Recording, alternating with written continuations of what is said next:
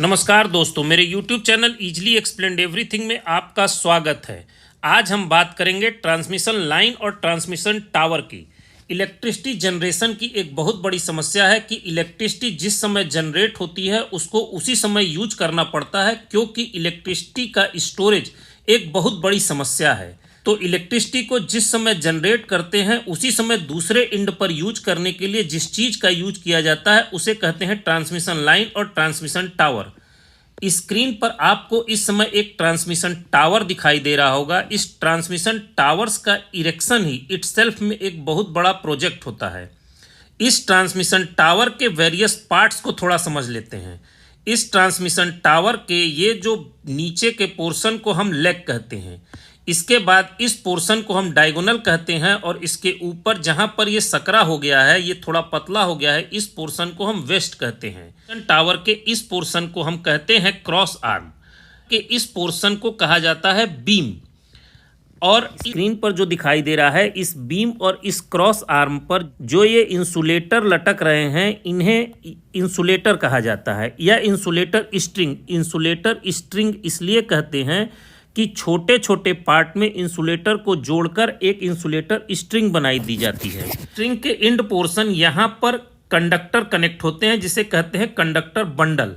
Conductor bundle हमेशा insulator के end portion पे लगाए जाते हैं ताकि कंडक्टर और टावर के बीच कोई भी इलेक्ट्रिसिटी फ्लो ना हो, नहीं तो इस टावर की होल बॉडी में करंट आ जाएगा और प्रैक्टिकली अर्थ फॉल्ट हो जाएगा, जिससे कि पूरा का पूरा सिस्टम ट्रिप हो जाएगा। इस ट्रांसमिशन टावर के टॉप में यहाँ पर एक ओवरहेड ग्राउंड वायर लगा होता है। इस overhead ground wire through out चलता है, ट्रांसमिशन लाइन के हमेशा टॉप में चलता है। इस ओवरहेड ग्राउंड वायर का काम होता है, जब भी कोई लाइटनिंग या आकाशीय बिजली गिरती है तो वो इस तार और इस ट्रांसमिशन लाइन के थ्रू होते हुए अर्थ हो जाती है। टावर के इस टॉप पोर्शन को कहते हैं टावर टॉप। टावर के बीच के पोर्शन को कहते हैं टावर बॉडी और बॉटम के पोर्शन को कहते हैं टावर बेस। ये टावर पावर ग्रिड के इंजीनियर या जो ट्रांसमिशन लाइन का काम करते हैं, वो जगह पर कैंप करके इस पूरे टावर के अलग अलग पार्ट्स को आपस में असेंबल करते हैं। कभी कभी बहुत ऐसे एरियाज होते हैं जहां पर रह पाना या वहां पर रह करके असेंबली कर पाना बहुत कठिन होता है, तो उसके लिए उस ट्रांसमिशन टावर को कहीं दूर असेंबल करके हेलीकॉप्टर के थ्रू पोजीशन पर ले जा करके इस्टेब्लिश कर दिया जाता है। इस ट्रांसमिशन टावर में ये जो कंडक्टर के बंडल होते हैं, थोड़ा उस कंडक्टर बंडल को देख लेते हैं। ये कंडक्टर बंडल हमेशा स्ट्रैंडेड केबल होते हैं। स्ट्रैंडेड केबल का मतलब इस पूरे केबल को एक सॉलिड न रख के इसको पतले पतले तारों को आपस में इकट्ठा कर दिया जाता है, इसीलिए इसे स्ट्रैंडेड केबल कहते हैं। अगर आप स्किन इफेक्ट का नाम सुने होंगे, तो स्किन इफेक्ट को भी कम करने के लिए इस कंडक्टर को इस फॉर्म में बनाया जाता है। स्किन इफेक्ट क्या होता है कि जब कोई सॉलिड कंडक्टर, सॉलिड मतलब जब ये इस स्टैंडर्ड फॉर्म में ना हो, और अगर ये पूरा का पूरा कंडक्टर एक आयरन के पीस से बनाया जाता या एक कॉपर के या एक एल्युमिनियम के पीस से बनाया जाता, तो करंट इसके सेंटर में न फ्लो हो करके इसके इस आउटर सरफेस में फ्लो होने का प्रयास करेगी। इसी को स्किन इफेक्ट कहते हैं।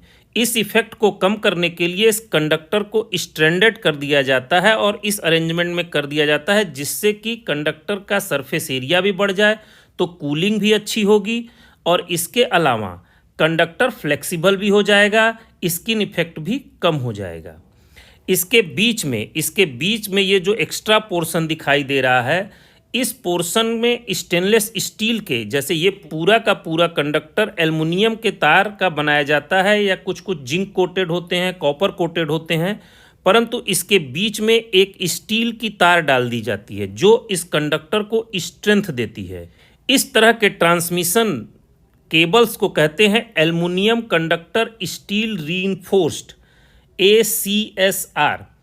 स्क्रीन पर आपको ये जो छोटे छोटे एल्युमिनियम के कंडक्टर दिखाई दे रहे हैं और ये बीच में स्टील के कंडक्टर दिखाई दे रहे हैं, ये कितने नंबर में होंगे, किस अरेंजमेंट में रखे जाएंगे, इस आधार पे इन कंडक्टर्स को नाम दिया जाता है। जैसा कि स्क्रीन पर आपको दिखाई दे रहा होगा, इन कंडक्टर्स के नाम हमेशा जानवरों के नाम पे होते हैं। Wolf conductor, panther conductor, zebra conductor, twin quiet conductor, moose conductor, fox conductor. जितने जानवर के आप नाम जानते हैं वो याद कर लीजिए, वो सारे ही जानवरों के नाम पर इन कंडक्टर्स का नाम होता है। इसके अलावा वो जो ट्रांसमिशन टावर मैंने दिखाया था वो वेरियस अरेंजमेंट के होते हैं, जैसा कि आप स्क्रीन पर दिखाई दे रहे हैं।